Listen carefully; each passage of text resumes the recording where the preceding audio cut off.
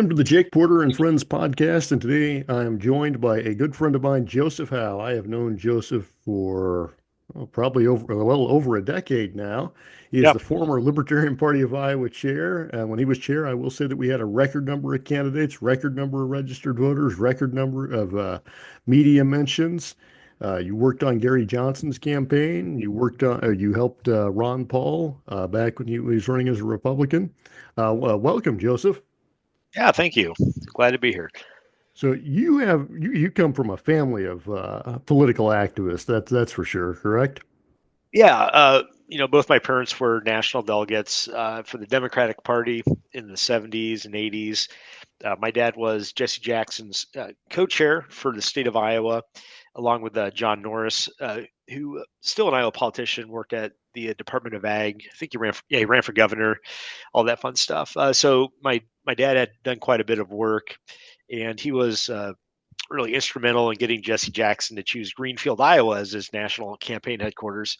A black man in the mid '80s in rural Iowa is not the place where one would think that would happen, but they were trying to, really shine some light on the farm crisis and trying to get that to be taken seriously.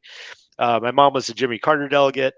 Uh, Again, activist back in the '70s before she had kids, and I guess I got ornery because I joined initially the Republican Party after I graduated high school, then eventually the Libertarian Party, and now I am in Iowa what they call no party, which is basically independent. Now, when you joined the Republican Party, were you a neocon conservative, George W. Bush Yeah, conservative, or you were more of a libertarian conservative at the beginning of that, or yeah, did you kind of move that direction? yeah. So when I was in high school, no judging here. I used to listen to Rush Limbaugh quite a bit and read conservative books. Uh, and I was always, fiscal conservative, or whether you call it libertarian or classical liberal. I would say I leaned libertarian on social issues. So I didn't really care if somebody was gay and wanted to be married, or anything like that. Um, I was a bit more hawkish on foreign policy. I was, I guess, 21 when 9/11 happened, and along with a lot of people, uh, and a lot of people my age were like, "Oh, we got to get the guys that did this," and of course, Iraq had nothing to do with it. So, um, throughout the years, I would say I would describe myself to friends or people I talk to as I'm libertarian leaning, and probably late 20s, early 30s, uh, jumped in a bit deeper. So you moved more towards supporting Ron Paul, and Mhm. met a lot of friends there. Yeah. And you stayed in the Republican Party and were very active in the Republican Party for a while. What was it that brought you into the Libertarian Party, I believe, in 2016? Yeah, it would have been 16. So a little bit of background. Iowa has the Iowa caucuses, and I got pretty excited about Ron Paul. And back in 2010, 11, caucus was, I think, 2012. Um, so I got involved with his campaign.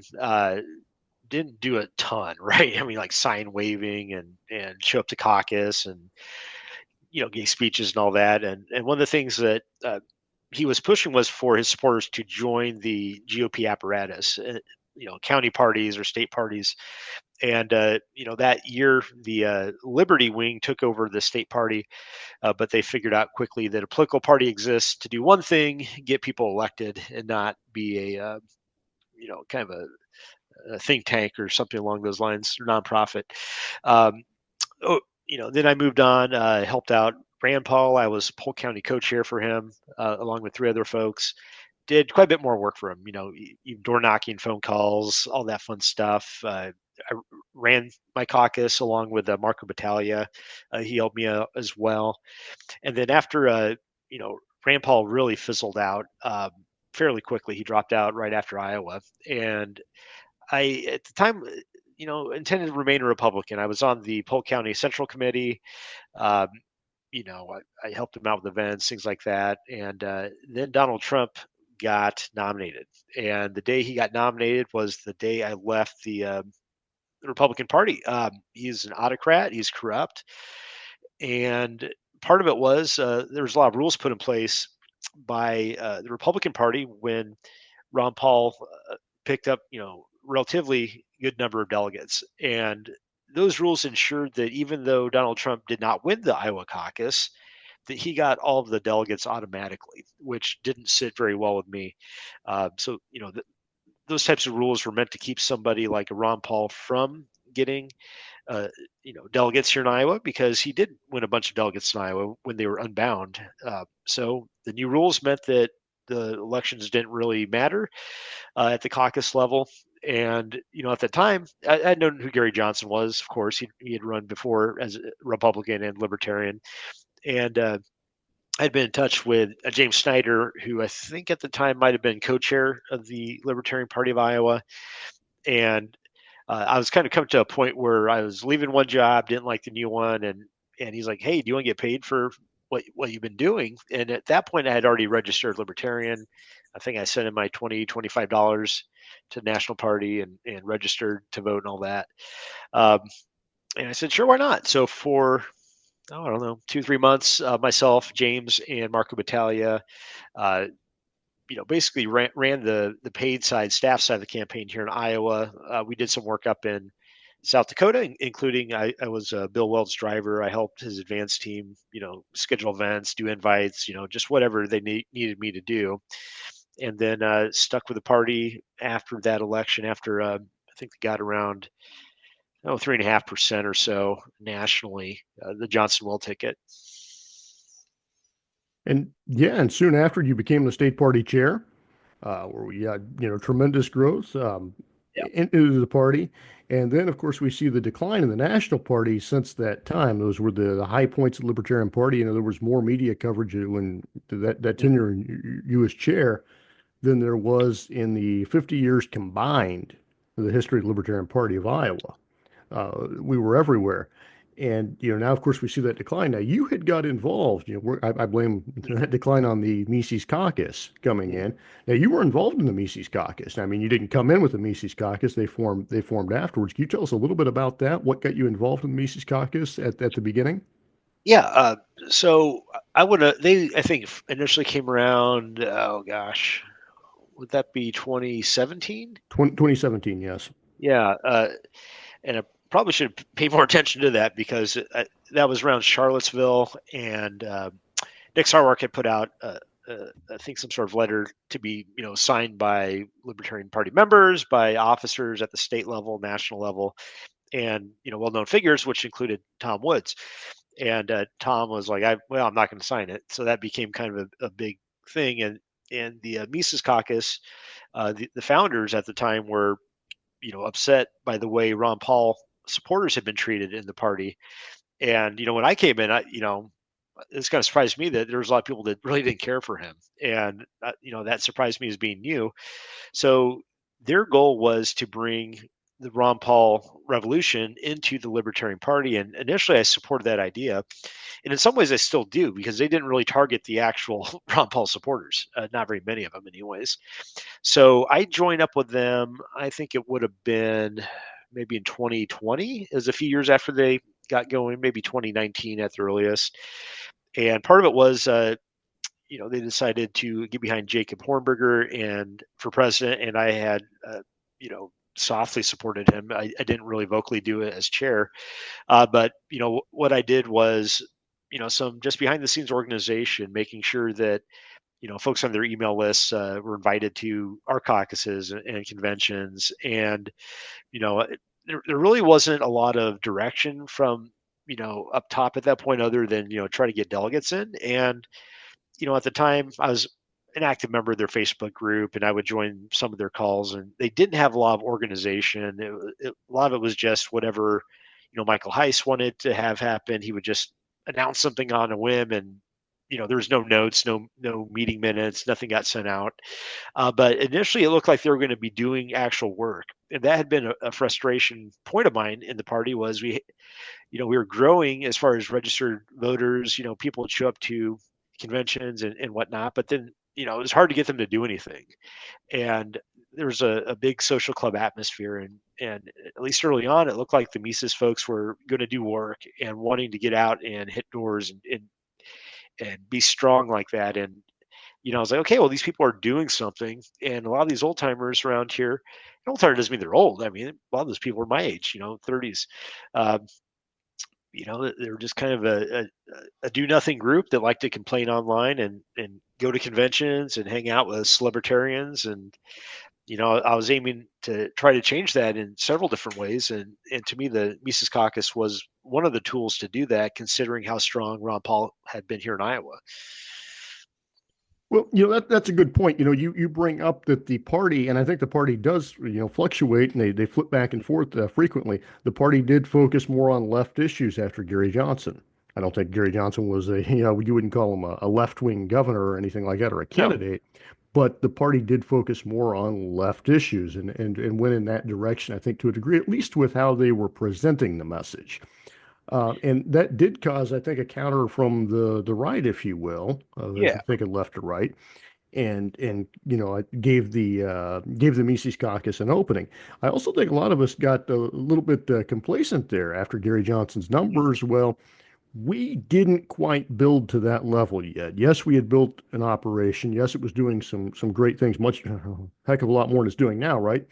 But Gary Johnson kind of came in at a time when people, the American public, really in 2016 did not like their two main options, Donald Trump and Hillary Clinton. Hmm. And so Gary Johnson does historically well, brings in a lot of new people. A lot of those people weren't probably libertarians or very comfortable here. They may have been into the center or somewhere else. But Hmm. they come into the Libertarian Party and we get this growth, we get this money, but we've not really laid the infrastructure. And I think a lot of people were complacent. I remember Andy Craig, who we both know, Hmm. had wrote an article, warning us that, hey, the Green Party did something like this too, and look what happened to them. And now we see Yeah. what's happening with the Libertarian Party after the Mises Caucus takes over. Now, you joined them, and when did you leave the Mises Caucus? Ooh, it would have been after the 2020 convention.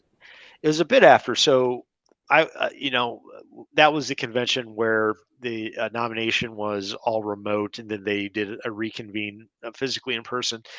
And I was on the it wasn't Signal. I think it might have been uh, not Telegram. Like Anyways, it's Discord one or something? Discord. Yeah, they had a Discord server, and they were doing a lot of top down, hey, vote for this, vote against that type of deal, which, that's part of a convention strategy. I mean, I would have recommended to do the same thing. But what they wanted to do was basically kill for time and just drag things out. So the Mises Caucus would essentially have the ability to handpick the LNC by causing some of these elections to not happen. Like there'd just be vacancies, and the officers would basically fill up the bench with who they wanted versus having those decisions made by the wider body. And I threw a big fit about that, and within the chat, went back and forth with some of their leadership, and they wound up supporting. I think it was like an approval voting or something like that. So at least we were able to get those elections done. So that put a bad taste in my mouth. And then later that year, um, Justin Amash had flirted with running, launched an exploratory committee, did a debate, and then said he wasn't going to run, which is probably the first time I've ever seen somebody with an exploratory committee not run. But that fall in 2020, I was talking with Michael Heiss via I think it was just like Facebook chat, and he said that, well, we're not going to support a order get out. And I was kind of taken aback because my thought was, well, we endorsed Jacob Hornberger, but the caucus didn't form around him. They didn't, necessarily recruit him. And you'd probably know more about his decision to run, but he came here to Iowa well before any Mises involvement, I believe. I think that's where you Correct. really got to know him personally. So rather than a line behind a candidate, they wanted a handpicked candidate. And at that point, their ticket uh, was going to be Dave Smith and maybe Maj Toure, and neither one wound up running, of course, right? And a lot of people, I think, have since left the Mises Caucus because they feel it was a bait and switch, that they got suckered into giving their time and money for something that uh, heists didn't have locked down. So during that period of time, though, that rubbed me wrong as well. And within their Discord chat and their Facebook group, I was, coming into a lot of conflict with their leadership because my advice was we need to start pivoting away from some of this divisiveness and some of this language that is, basically painting potential allies as some sort of enemy or a Fed or whatever. You're talking about the loser brigade campaigns Yes. that they ran and the takeover talk. Yeah, stuff like that. And I made a point to them, that uh, monetizing hate just drives the demand for more hate by the caucus. So it just became a whirlwind of just negativity. And somewhere in there, I sent Heise a message, said, I'm out. I don't want to organize, Iowa anymore. And of course, he was like, "Oh, you're a do nothing person or whatever." And I'm like, "Well, look at how Hornberger did in Iowa Yeah, and how he did with the Hornberger. caucus." I can't say a little bit Yeah. about Iowa results Mhm, because I know that you and Mike Connor at the time were mhm. both working for Hornberger, and I remember the work that you had done. You had got the turnout for Jacob Hornberger, one of the few states that stood behind him. I think there was three of them, Yeah. and Iowa was one of those three states that stood behind Jacob Hornberger for every round of voting. So you Yeah. did that, but at the same time, because you go against the dear leader and you go Hmm. against the cult, if you will, what was forming a cult. Hmm. You go against the cult, and then they try to ostracize you. They try to Yeah. make an example of you, is what it seems Oh, like. yeah. They did. And, they had a state organizer turn, and it was kind of like leaving a cult. I mean, there was very cult like behavior within that group. And all of a sudden, I became somebody that was no good, never did any good, was a do nothing state chair, was a do nothing this and that. And, it was just, again, like leaving a cult, like you're a bad person. And I'd have people send me screenshots of conversations because they did kick me out of their Facebook group, and I'm still friends with some folks in the caucus, although most people have left the caucus or at least gone inactive. It seems like, but people would let me know what was going on, and at the state level here in Iowa, I became a bad word to the local Mises folks, and you know those that later on got elected to like the county and state boards here in Iowa. They would. And to be fair, I was very critical of Mises, and they didn't like that, right? So very combative. They wanted some of my knowledge, especially after Mike Connor disappeared, and I'm not sure how much we're gonna get into that, but it was kind of like he's not welcome here, despite all the work he's done, despite bringing in half those guys. So I just kind of gave up on him. Well, I do want to get into that, and I want to say, people ask, why do you focus so much on the Libertarian Party? Why do you? Well, I talk about it because I've been here, for 20 some years. I understand it very Yep. well, most of my life and all of my adult life. Um, but also, I view right now as the Libertarian Party is like a micro of the larger macro of the country. What happens in the country is the same thing that's happening in the Libertarian Party. We just move at a faster cycle than the entire country does, but it's the same exact topics, the same exact things. When they kick people out, they shun people. That's the same people that Donald Trump does. They were do nothing. I fired them because they were bad, but we hired them because they were great. The Yeah. same type of stuff that you see, the same cult-like mentality you see there. And going into the Mike Connor thing, I'll give a little introduction. We had supported Mike Connor for chair, or at least I know I Hmm. nominated him, and a friend of ours, and we supported him as chair. We weren't as supportive of his record as chair. I remember that in 2021, I was put on as an alternate to the committee, and I had wanted to just see the financials and just attend a meeting. I was an alternate, I Yeah. was non-voting, but just wanted to see the stuff. And it was odd that the meetings were changing. I wasn't Hmm. getting financials, and then we found out that reports weren't filed with the ethics reports weren't filed and the other Hmm. financials with the state. So that was odd. I filed judicial complaints because it was at the point that something didn't seem right.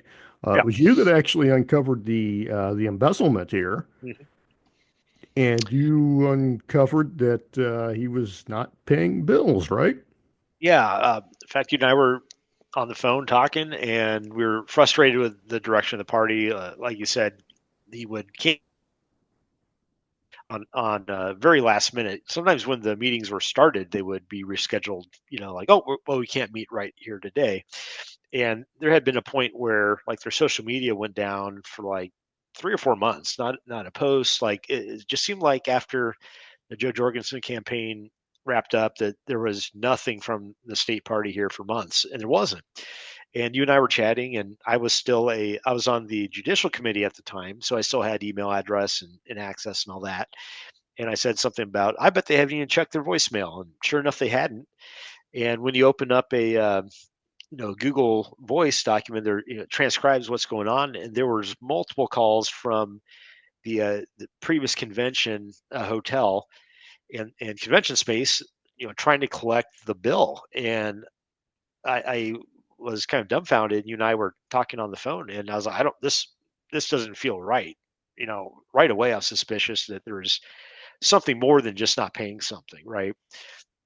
So the next morning I called up the hotel, and they said basically Libertarian Party had stiffed them, and they've been trying to collect, and maybe I could help with the chair and see what was going on. And sure enough, I reached out to the judicial committee. We basically put together, I think it was a call to say, hey, this is, we gave him notice to join us, and he never did. We received notice via email during the call that he had resigned his chair, and his significant other had been the party secretary, and she had resigned, I think, a couple months before that, if I recall. But so that was really odd. And then we wound up having, gosh, the new treasurer didn't have access to the accounts. So I think he had worked with maybe Jules Offenbach or somebody to get access. And we found out that the party treasurer had not done her job either. She had just given all the details to Mike, and he said he'd file them. Now, she didn't ever really want to be elected that. Uh, in fact, she told the group, don't elect me. And we probably should have listened more on that. But still, when you take a position, it's your duty to either do it or resign, one or the other. Well, And that's not, why. And yeah, we determined that he had taken a little over 10 grand, I believe. yeah. And the thing, that brings me back to, scandals that we found out with the new chair, Angela McCardle under Mises. So without opening up a whole bunch of new wounds in Iowa, the Mises Hmm. caucus took over during that change of leadership after the Hmm. chair had to resign. Um, and the question that I came back with was, why didn't the board ask questions? And it's kind of the same thing. So I uncovered a whole bunch of stuff on Angela McCardle, right? That Hmm. $700,000 flowed from Kennedy-backed organizations into her household. After they did Hmm. this joint fundraising committee with Kennedy, after she tried to help put Kennedy's electors on the ballot in Colorado. And the LNC basically shrugged her shoulders, and by and large, there's a few of them that cared, but they said, oh, yeah, that's nothing. Like, well, I think that is something. I say, Hmm. oh, look at this joint fundraising committee. It's paying this group that we had to find out, this swing vote strategist. I have a lawyer that helps me find out that it is incorporated in Delaware, hidden, that is paying her domestic partner. At that point, I think it was only 8,000. It's now up to like 16 grand. But Hmm. they still shrug their shoulders and say, well, that's the Yeah. joint fundraising committee. No big deal. And it wasn't until I finally found out that when the board ended the contract for her domestic partner, that she originally didn't tell them she was even hiring, when they ended that contract, that this company, Freedom Calls, gets hired. And Hmm. Freedom Calls is paid about 4,000 a month, and it starts the same. It got me thinking because it started the same month that he was terminated. Hmm. That was for Hmm. 4,000 a month at a company in Delaware. So Freedom Calls LLC. And the thing that I go back to was these are all things that the board could have stopped at any point. The Yeah. board could have asked questions. Now, the way they handled it though was everything was done in secret. And you would vilify people when they ask questions. So we going back into this cult-like mentality, You left the Mises Caucus. You talk about them trying to, they made an example out of you. But we've Mhm. talked about this, privately. But I'll say it when they bring people on. Sometimes they bring people without large social circles, without any outside interest or Mhm. groups, social groups. And this becomes their social group. This is their social outing. This is their Yeah. basic runs. And you do something against the cult, the dear leader, and they kick out your Discord access, they cut off communication with you, and they shun you just like a cult would do. You're no longer welcome.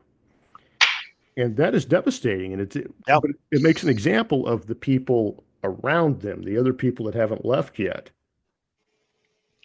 Yeah, it sure does because, if you take away somebody's social circle and they don't they haven't had one in the past, that's a very harmful thing and people would fear that. I totally understand that.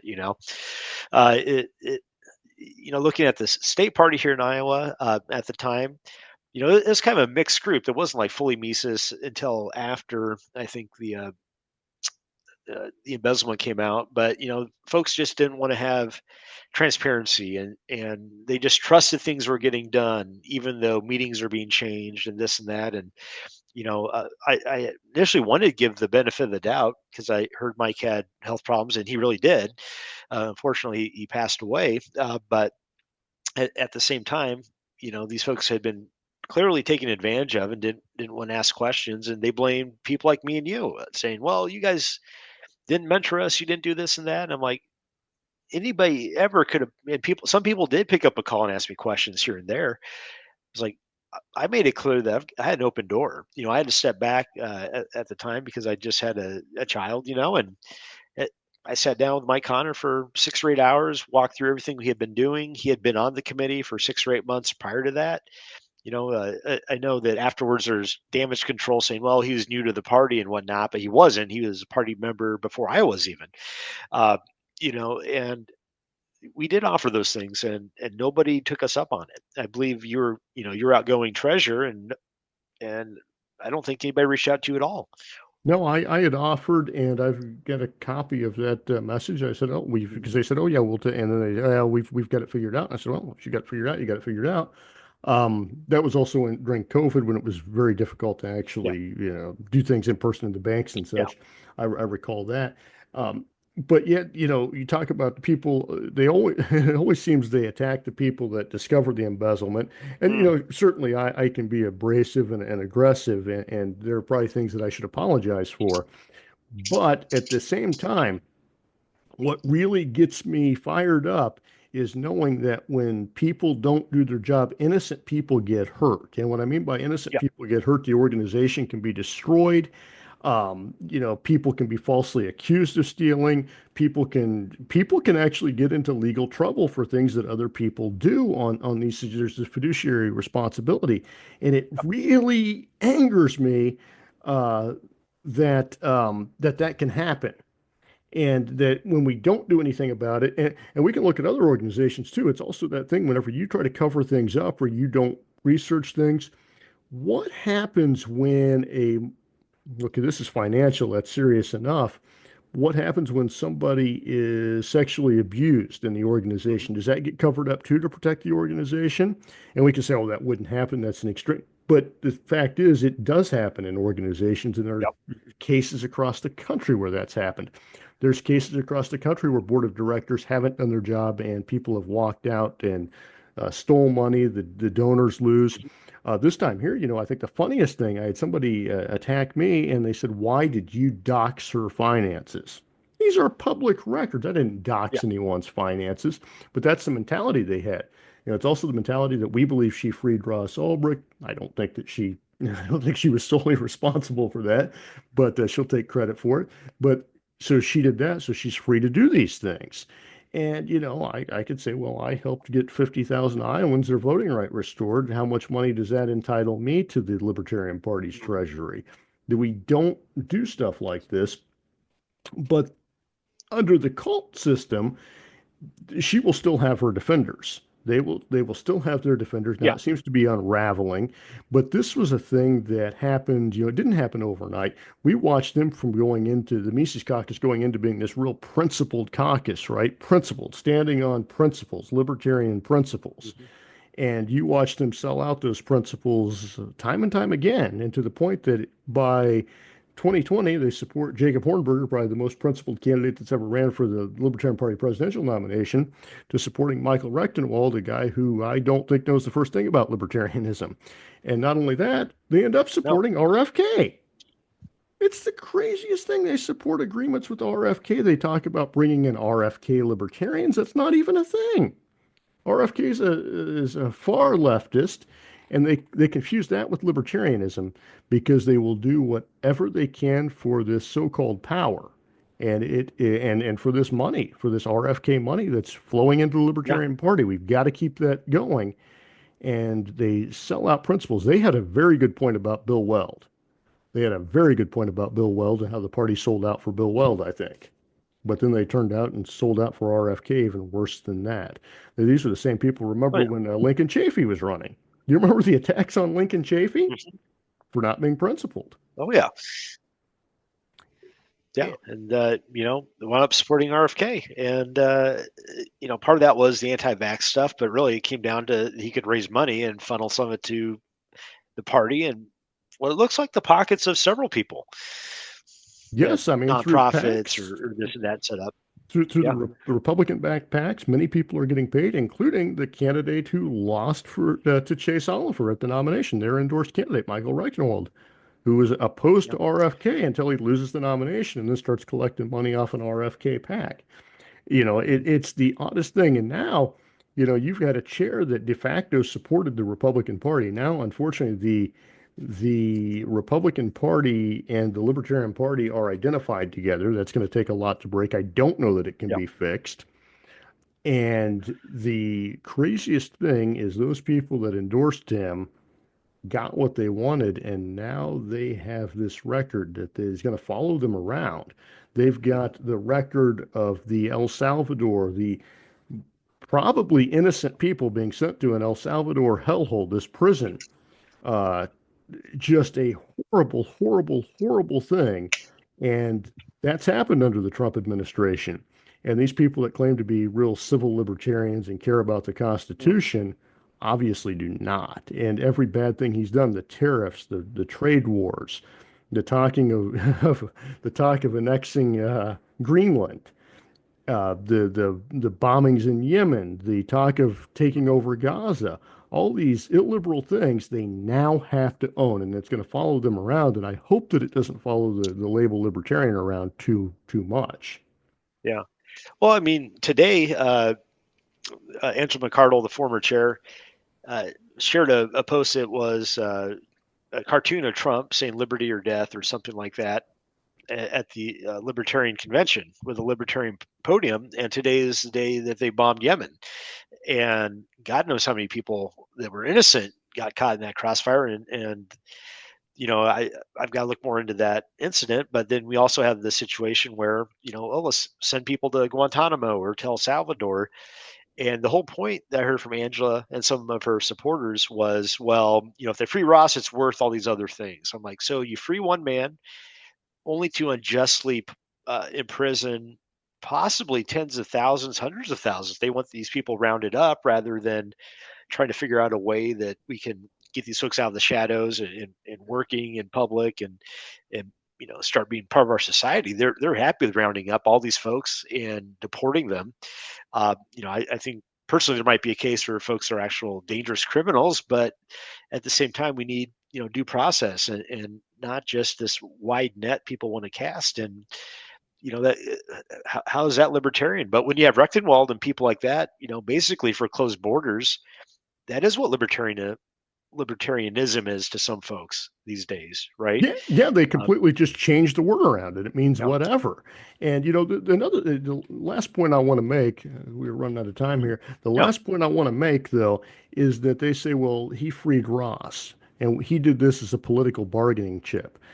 I'm going to ask this question. You would vote for someone that would trade a man's life. If you have a case and you go to somebody and you say, please spare this man his life, he doesn't mhm, deserve to be imprisoned like this for the rest of his life.